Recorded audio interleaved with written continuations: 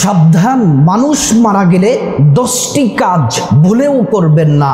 এই 10টি কাজ যদি মানুষ মারা যাওয়ার পরে করেন, মৃত ব্যক্তির আত্মা কষ্ট পায় এবং মৃত ব্যক্তির কবরের মধ্যে আযাব হয়ে যায়, তারা অশান্তিতে থাকে।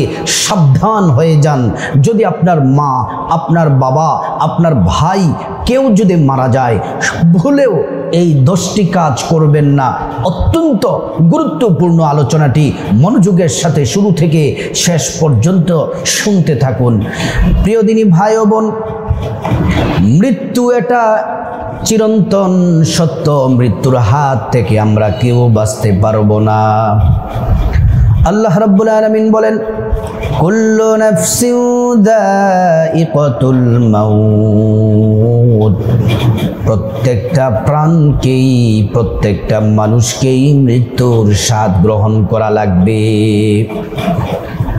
প্রিয় দিনী ভাই ও বোন, আল্লাহ পাক কোরআনের আরেক জায়গায় বলেন, ওয়ামা তাদরি নাফসুম বিআইয়ি আরদিন তামুত।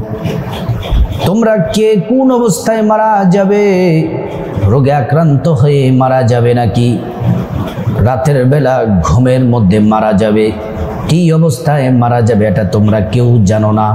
তোমাদের মৃত্যু কিভাবে হবে ফয়সালা করে রেখেছি আর জানি আমি আল্লাহ। আল্লাহু আকবার। প্রিয় দিনী ভাই বোন, দুনিয়ায় থাকার জায়গা নয়, দুনিয়া হচ্ছে ইবাদতের জায়গা, দুনিয়া হচ্ছে নেক কাজ করার জায়গা। আল্লাহ রাব্বুল আলামিন বলছেন, বান্দারে দুনিয়ার মধ্যে তোমরা বেশি বেশি ইবাদত করে কবরের সামানা জোগাড় করে নাও। একদিন আমি আপনি সবাই মারা যাব। এই দুনিয়াতে সবচেয়ে দামি ছিলেন যিনি, আল্লাহর পেয়ারা হাবিব মুহাম্মদুর রাসূলুল্লাহ সাল্লাল্লাহু আলাইহি ওয়াসাল্লাম। জিবরাইলের মাধ্যমে নবীজি আয়াত নাজিল করলেন নবীজির উপর। আল্লাহ তাআলা আয়াত নাজিল করলেন নবীজির উপরে, ইন্নাকা মাইয়িতুন ওয়া ইন্নাহুম মাইয়িতুন। নবী হ্যাঁ, আপনার আগে যত নবী রাসূল ছিলেন সবাই মৃত্যুর স্বাদ গ্রহণ করেছে, আপনাকেও মৃত্যুর স্বাদ গ্রহণ করা লাগবে। আল্লাহর নবী দুনিয়াতে থাকতে পারলেন না, আমরা কেউ থাকতে পারবো না। একদিন আমার ভিতর থেকে রুহটা বের হয়ে যাবে। একটু চক্ষুটা বন্ধ করে কয়েক মিনিট আলোচনাটি শুনুন। আবার আপনার ভিতর থেকে রুহটা বের হয়ে যাবে। আহা, রুহটা বের হওয়ার সাথে সাথে আমার হাত পা চোখ সব অকেজো হয়ে যাবে। চোখ থাকবে, চোখ দিয়ে দেখা যায় না। হাত থাকবে, আর কোনো কিছু করার ক্ষমতা থাকবে না। পা থাকবে, চলতে পারবো না। আমাদের ভিতর থেকে মালাকুল মউত রুহটা বের করে নিয়ে যাবে।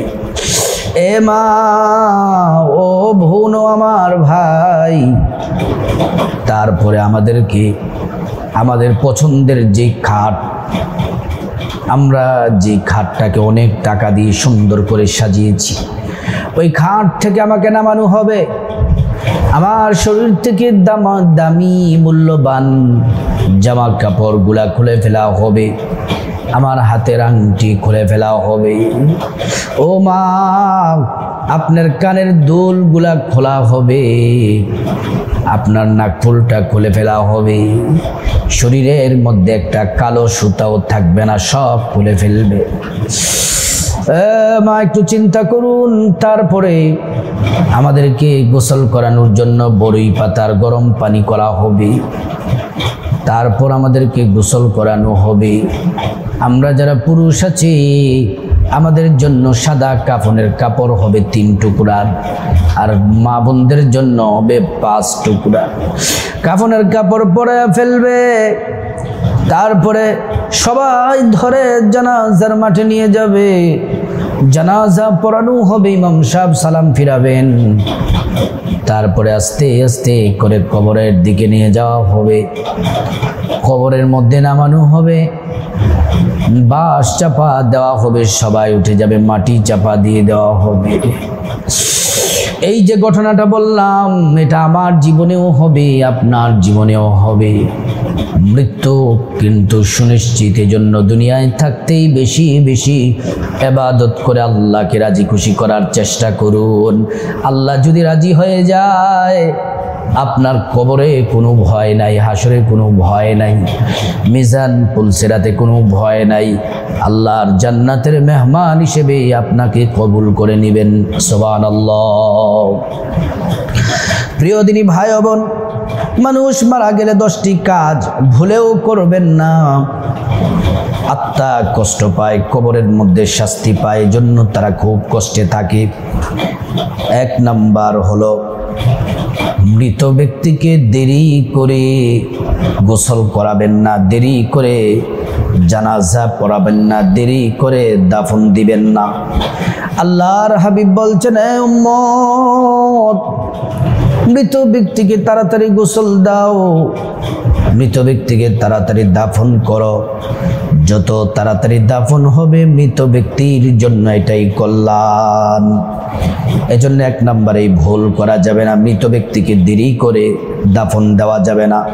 যত দ্রুত সম্ভব মৃত ব্যক্তিকে দাফন করতে হবে।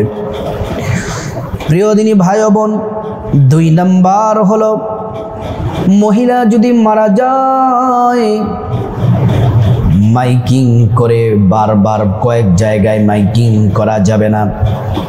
সর্বোচ্চ এতটুকু করতে পারেন, আপনার মহল্লা যে মহল্লায় থাকেন তিনি ওই মহল্লার মাইক দিয়ে শুধু বলা যেতে পারে। কিন্তু নবীজির স্ত্রীরা, নবীজির মেয়ে ফাতেমা ইন্তেকালের আগে স্বামীকে ওসিয়ত করে গেলেন, প্রাণের স্বামী, আমি যখন মারা যাব মানুষকে জানাজানি করার কোনো দরকার নাই, আমাকে গোসল দিয়ে দিবেন। আপনি খাটিয়ার একটা মাথা আপনি ধরবেন, হাসান হুসাইন আরেকটায় ধরবে, আরেকটা মাথা বাকি থাকে। আরেকজন সাহাবী যার ঘর ছিল না, বাড়ি ছিল না, আবু যর গিফারি, এই 4 জনে মা ফাতেমা, নবীজির কলেজার টুকরা মা ফাতেমা, যিনি জান্নাতের সর্দারিনী, 4 জনে মিলে শুধু ওনাকে দাফন করে ফেললেন। এজন্য মৃত ব্যক্তিকে, মহিলা যদি মারা যায়, এখন তো মাইক বার করে কয়েক জায়গায় কয়েক মসজিদের মাইক দিয়ে অ্যানাউন্স করে, না না এটা করা ঠিক নয়। যত কম অ্যানাউন্স করবেন তত ভালো, দ্রুত দাফন করে ফেলবেন। 3 নাম্বার, যে কাজটি করলে মৃত ব্যক্তির আত্মা কষ্ট পায়, কবরের মধ্যে আযাব হয়। যখন আপনার মা বাবা, ভাই বোন, স্ত্রী, ছেলে মেয়ে যেই মারা যায়, চিৎকার করে চেঁচামেচি করে কান্না করবেন না, হাউমাউ করে কান্না করবেন না, গড়াগড়ি করে কান্না করবেন না। চিৎকার করে কান্না করলে আল্লাহ নারাজ হয়ে যায়, আল্লাহ রাগান্বিত হয়ে যায়, মৃত ব্যক্তি কষ্ট পায়। এজন্য আপনি কাঁদবেন, চোখ দিয়ে পানি পড়বে, কিন্তু হাউমাউ চিৎকার রাহাজারি করা যাবে না। এই অভ্যাসটা বড়ই খারাপ। মহিলারা বেশিরভাগ এই কাজটি করে, হাউমাউ করে কান্নাকাটি করে। না না, ওই সময় উত্তম হলো চোখের পানি ছেড়ে কাঁদবেন, আওয়াজ হবে না, শুধু দোয়া করতে থাকবেন। এই যে চোখের পানি ছেড়ে দোয়া করবেন, এই দোয়াটাই মৃত ব্যক্তির জন্য উত্তম।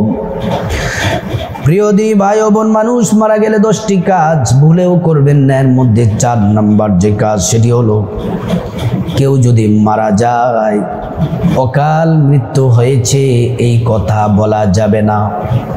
কারো মৃত্যু অকালে হয় না। শিশু বলেন, যুবক বলেন, যুবতী বলেন, মুরব্বী বলেন, কারো মৃত্যু অকালে হয় না।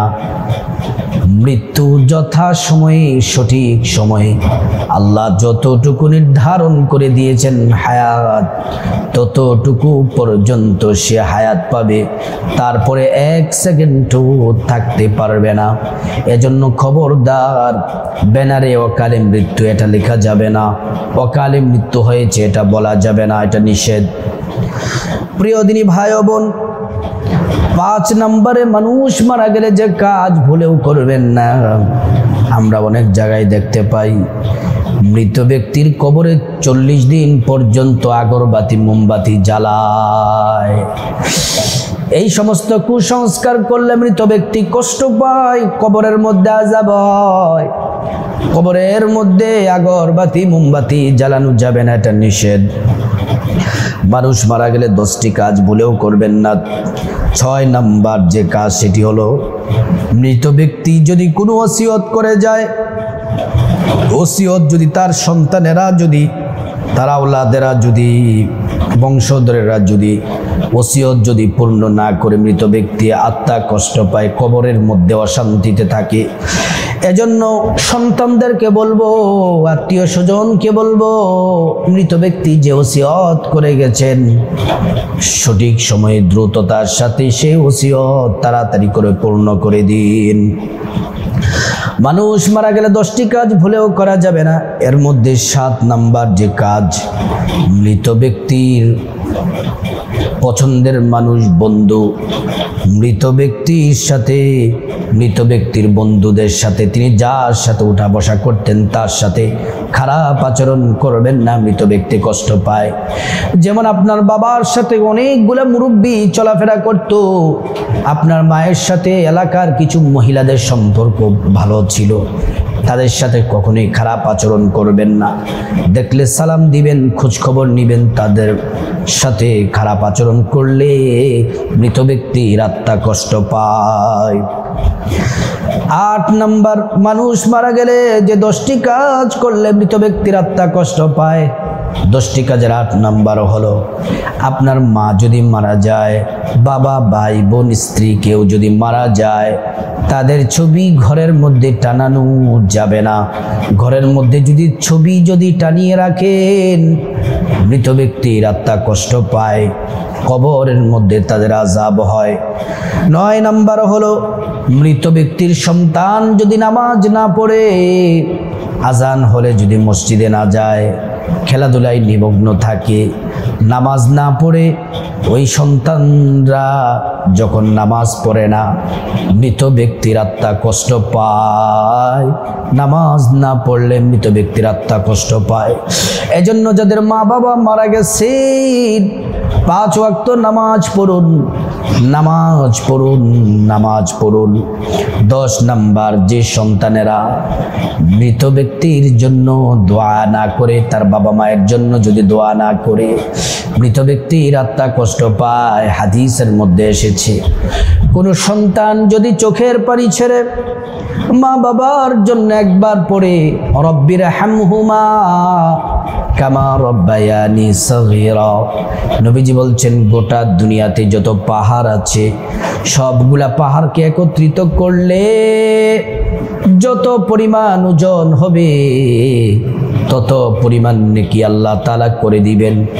তারপর তার মা বাবার কবরে সেই নেকি পৌঁছে দিবেন।